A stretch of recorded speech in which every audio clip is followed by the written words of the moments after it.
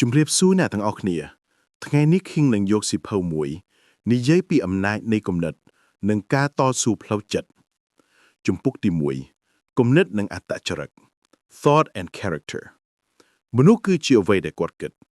គំនិតរបស់គាត់បង្កើតជីវិតរបស់គាត់ដោយដែលរុក្ខជាតិលូតលាស់ពីក្របពូជដូច្នោះដែរសកម្មភាពរបស់មនុស្សកើតចេញពីគំនិតក្នុងចិត្តគំនិតល្អនាំមកនូវផលល្អគំនិតអាក្រក់នាំមកនូវផលអាក្រក់មនុស្សគឺជាអ្នកគ្រប់គ្រងផ្លូវចិត្តរបស់ខ្លួនគាត់ជាអ្នកបង្កើតជីវិតរបស់ខ្លួនដោយការជ្រើសរើសគំនិតដែលគាត់អនុញ្ញាតឲ្យនៅក្នុងចិត្តគំនិតជាមេដឹកនាំនៃអត្តចរិតប្រសិនបើមនុស្សរក្សាគំនិតបរិសុទ្ធអត្តចរិតរបស់គាត់នឹងក្លាយជាមនុស្សល្អប្រសិនបើគាត់គិតអាក្រក់ឬលោភលន់អត្តចរិតនឹងត្រូវបំផ្លាញដោយសារគំនិតទាំងនោះគំនិតជាមេដឹកនាំនៃកម្មវិធីជីវិតមនុស្សម្នាក់គិតដោយម្ដេចគាត់នឹងក្លាយជាមនុស្សប្រភេទនោះគំនិតល្អនាំមកនូវភាពរីកចម្រើនគំនិតអវិជ្ជមាននាំមកនូវការបរាជ័យគាត់គឺជាអ្នកស្ថាបនាផ្លូវជីវិតនិងជាអ្នកបំផ្លាញវាដោយការជ្រើសរើសគំនិតល្អគាត់អាចកសាងជីវិតដូចស្ថាបត្យករដែលកសាងអគារដ៏អស្ចារ្យដោយការជ្រើសរើសគំនិតអាក្រក់គាត់អាចបំផ្លាញជីវិតដោយអ្នករុះរើអគារគំនិតគឺជាក្របពូជអត្តចរិតនិងជីវិតគឺជាលទ្ធផលនៃការដាំនោះជំពូកទី2ផលប៉ះពាល់នៃគំនិតលើស្ថានភាពជីវិតរបស់មនុស្សគឺជាការប្រមូលផ្ដុំផលនៃគំនិតរបស់គាត់គំនិតជាមេដឹកនាំនៃសកម្មភាពហើយសកម្មភាពនាំទៅរកលទ្ធផលដូច្នេះស្ថានភាពដែលមនុស្សកំពុងប្រឈមមុខមិនមែនជាអ្វីកើតឡើងដោយចៃដន្យទេប៉ុន្តែជាផលប៉ះពាល់នៃគំនិតដែលគាត់បានគិតជាបន្តបន្ទាប់មនុស្សម្នាក់គិតដោយម្ដេចគាត់នឹងក្លាយជាមនុស្សប្រភេទនោះបើគាត់គិតអំពីភាពខឹងសង្ស័យឬសេចក្តីអាក្រក់ជីវិតគាត់នឹងពោរពេញទៅដោយការលំបាកបើគាត់គិតអំពីសេចក្តីសុខសេចក្តីស្រឡាញ់និងសេចក្តីសង្ឃឹមជីវិតគាត់នឹងរីកចម្រើនជាមួយសេចក្តីសុខនោះស្ថានភាពមិនបង្កើតមនុស្សទេប៉ុន្តែមនុស្សបង្កើតស្ថានភាពមនុស្សដែលស្ងប់ស្ងាត់ខាងចិត្តនឹងរកឃើញសេចក្តីសុខទោះក្នុងស្ថានភាពលំបាកប៉ុណ្ណាក៏ដោយប៉ុន្តែមនុស្សដែលគិតអវិជ្ជមាននឹងនាំគេឲ្យជួបប្រទះភាពវឹកវរទោះក្នុងបរិយាកាសល្អបំផុតក៏ដោយជីវិតដូចជាអញ្ចែងកញ្ចក់ដែលឆ្លុះទៅដាប់នឹងអ្វីដែលនៅក្នុងចិត្តយើងបើចិត្តមានសេចក្តីស្អាតសេចក្តីសុខនិងភាពរីករាយពិភពលោកនឹងឆ្លុះទៅដាប់ជាមួយភាពស្អាតនោះវិញគំនិតជាដំណាំបើអ្នកដាំគំនិតល្អអ្នកនឹងប្រមូលផលល្អបើអ្នកដាំគំនិតអាក្រក់អ្នកនឹងប្រមូលផលដែលឈឺចាប់មនុស្សជាច្រើនចង់ផ្លាស់ប្ដូរស្ថានភាពរបស់ពួកគេប៉ុន្តែមិនចង់ផ្លាស់ប្ដូរគំនិតនេះហើយគឺជាមូលហេតុដែលពួកគេមិនអាចប្រែប្រួលជីវិតបានដើម្បីផ្លាស់ប្ដូរជីវិតអ្នកត្រូវចាប់ផ្ដើមពីការផ្លាស់ប្ដូរគំនិតពេលគំនិតប្រែប្រួលជីវិតទាំងមូលនឹងប្រែប្រួលតាមអ្នកដែលអាចគ្រប់គ្រងចិត្តខ្លួនឯងបានគឺជាម្ចាស់ជីវិតពិតប្រាកដមនុស្សបែបនេះអាចរក្សាសេចក្តីស្ងប់ក្នុងពេលព្យុះនន្នរនិងរកឃើញសេចក្តីសុខនៅក្នុងភាពលំបាកចំពុកទី3ផលនៃគំនិតលើការរស់នៅនិងគោលដៅជីវិតមនុស្សគឺជាម្ចាស់ជីវិតរបស់ខ្លួនតាមរយៈគំនិតរបស់គេ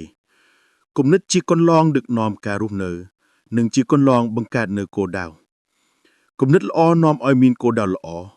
មនុស្សដែលគិតអំពីការអភិវឌ្ឍជីវិតខ្លួនឯងការលះបង់និងការផ្ដល់ជូននឹងមានជីវិតដែលមានន័យប៉ុន្តែអ្នកដែលគិតអំពីការលោភលន់ការរើសគែងឬការរិះគន់គេនឹងបាត់បង់ទិសដៅនិងរស់នៅក្នុងភាពច្របូកច្របល់គោលដៅជីវិតគឺដូចជាបច្ចេកទេសបញ្ជូនធម្មពលចិត្តទៅកាន់អ្វីដែលមានតម្លៃមនុស្សដែលគ្មានគោលដៅដូចជានាវាបាត់ទិសគាត់នឹងរងរបួសដោយខ្យល់នៃសង្ស័យនិងរលកនៃការខលចង់ចិត្តមនុស្សដែលមានគោលដៅច្បាស់លាស់និងមានកម្លាំងដើម្បីតស៊ូគាត់មិនភ្លេចអ្វីដែលគាត់ចង់បានទោះមានអំពើធ្ងន់ធ្ងរឬការបរាជ័យក៏ដោយគំនិតរបស់គាត់នឹងជួយគាត់ឲ្យកាន់តែរឹងមាំអ្នកដែលគិតអំពីការសម្រេចគោលដៅជានិច្ចនឹងទទួលបានអ្វីដែលគាត់គិតប៉ុន្តែអ្នកដែលគិតថាខ្ញុំមិនអាចធ្វើបានទេនោះគំនិតនោះហើយនឹងក្លាយជាឧបសគ្គបិទបាំងទ្វារជោគជ័យរបស់គាត់ចិត្តរបស់មនុស្សដូចជាទឹកសមុទ្របើគេដឹកនាំវាទៅតាមទិសដៅត្រឹមត្រូវវានឹងនាំគេទៅដល់គោលដៅបើគេបោះបង់វានឹងស្រវឹងនាំឲ្យលង់ដូច្នេះការតស៊ូនិងភាពជឿជាក់លើគំនិតល្អ គឺជាកន្លងដ៏សំខាន់បំផុតដើម្បីឲ្យមនុស្សអាចឈ្នះលើអាក្រក់និងរកឃើញសុភមង្គលពិតប្រាកដក្នុងជីវិតជំពូកទី4គំនិតនិងគោលបំណងគោលបំណងគឺជាកន្លងដ៏សំខាន់បំផុតក្នុងជីវិតមនុស្សដែលគ្មានគោលបំណងដូចជានាវាបាត់ទិសគាត់ត្រូវបង្ក្រក់បង្ខំដោយខ្យល់នៃសង្ស័យនិងរលកនៃភ័យខ្លាចគោលបំណងជួយឲ្យមនុស្សកាន់តែមានអំណាចផ្លូវចិត្តបើគាត់កំណត់គោលបំណងយ៉ាងច្បាស់លាស់និងគិតអំពីវាប្រចាំថ្ងៃគាត់នឹងបង្កើតអំណាចផ្ទៃក្នុងដ៏អស្ចារ្យ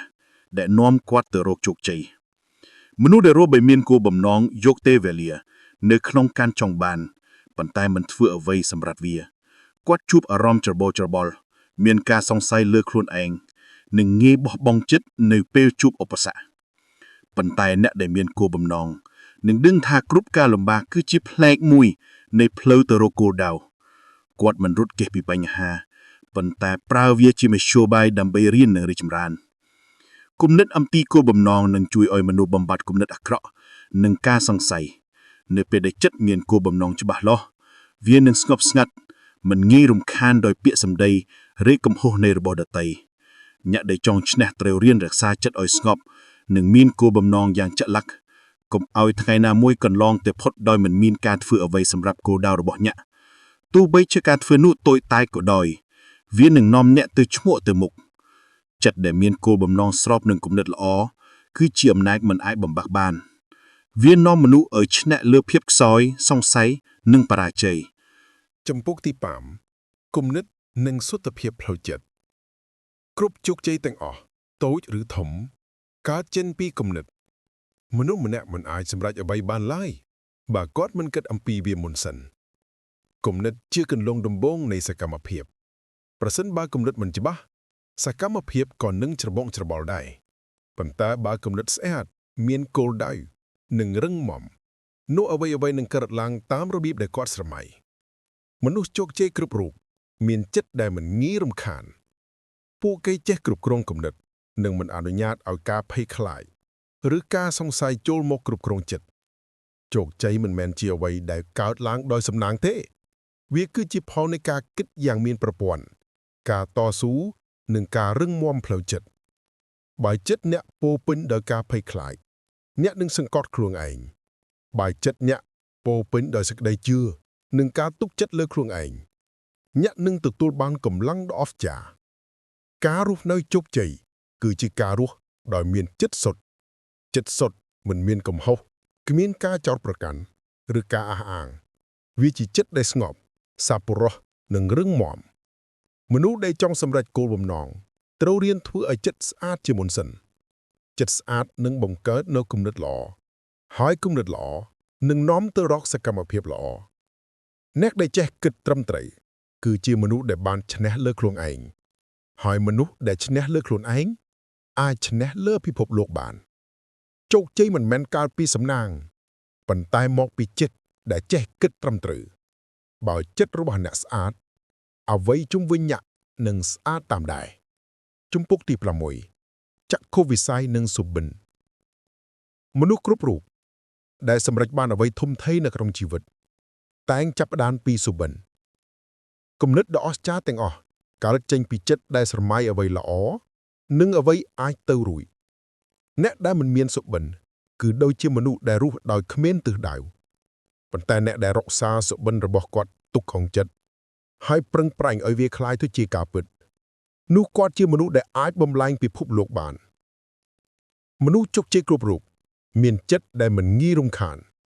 ពួកគេចេះគ្រប់គ្រងគំនិតនិងមិនអនុញ្ញាតឲ្យការភ័យខ្លាចឬការសង្ស័យចូលមកគ្រប់គ្រងចិត្តជោគជ័យមិនមែនជាអ្វីដែលកើតឡើងដោយសំណាងទេវាគឺជាផលនៃការគិតយ៉ាងមានប្រព័ន្ធ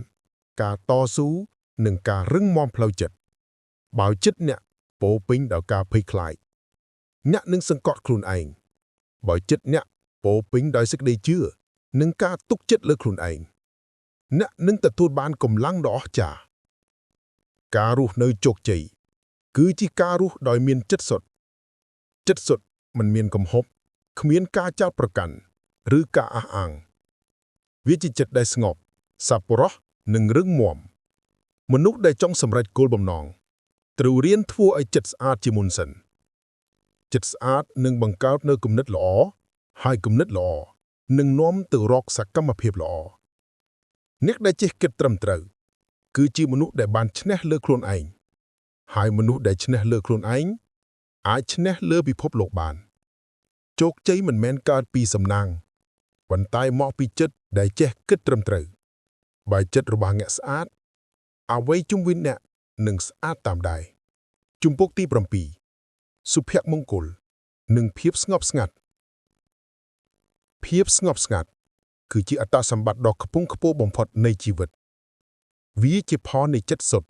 និងចិត្តដែលបានគ្រប់គ្រងល្អមនុស្សដែលចេះរក្សាចិត្តឲ្យស្ងប់គឺជាមនុស្សដែលមានអំណាចលើខ្លួនឯងនៅពេលមនុស្សរៀនដឹងថាគ្រប់អ្វីក្នុងជីវិតនេះកើតចេញពីគំនិតរបស់គេគាត់នឹងឈប់ចោទប្រកាន់អ្នកដទៃឈប់បង្ហូរទោសទៅលើបរិយាកាសឬសំណាងគាត់នឹងយល់ថាអ្វីទាំងអស់ជុំវិញគាត់គឺជាការឆ្លុះបញ្ចាំងនៃចិត្តគាត់ផ្ទាល់មនុស្សស្ងប់ស្ងាត់មិនត្រឹមតែមានសុខភាពល្អទេប៉ុន្តែអាចផ្ដល់សេចក្តីសុខដល់អ្នកជិតខាងផងការស្ងប់ស្ងាត់របស់គាត់